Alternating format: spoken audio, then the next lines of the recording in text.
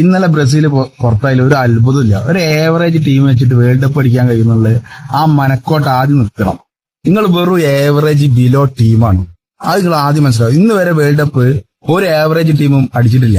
ഞാൻ അടിച്ചിട്ടുണ്ടെങ്കിൽ പണ്ടത്തെ കാലത്ത് 58-ലോ 60-ലോ നിങ്ങൾ അടിച്ച കാലത്ത് അടിച്ചിട്ടുണ്ടെന്നല്ലാതെ ജീവിതത്തില് ഇന്ന് വരെ ഈ 2002 ശേഷം ഒരു ടീമും ഏവറേജ് ടീമും ഒന്നും വേൾഡ് കപ്പ് അടിച്ചില്ല.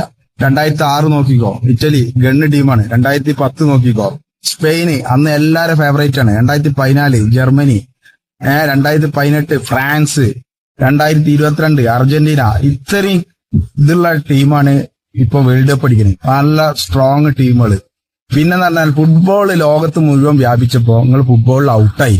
നിങ്ങൾ മാക്സിമം പോയത് 2002 ശേഷം നിങ്ങൾ പോയത് വെറും സെമി ഫൈനലാ. സ്വന്തം നാട്ടില് സെമി ഫൈനൽ കളിച്ചിട്ട് 7 എണ്ണം അടപ്പടല മൂഞ്ചി കിട്ടിയ ടീമാ. നിങ്ങൾ ഈ ആവറേജ് ടീം വെച്ചിട്ട് എവിടെ എത്തൂല്ല, ഒന്നും ആവൂല. നിങ്ങൾ ഇന്നലെ അങ്ങനെ പോയത് ഏറ്റവും നല്ലത്.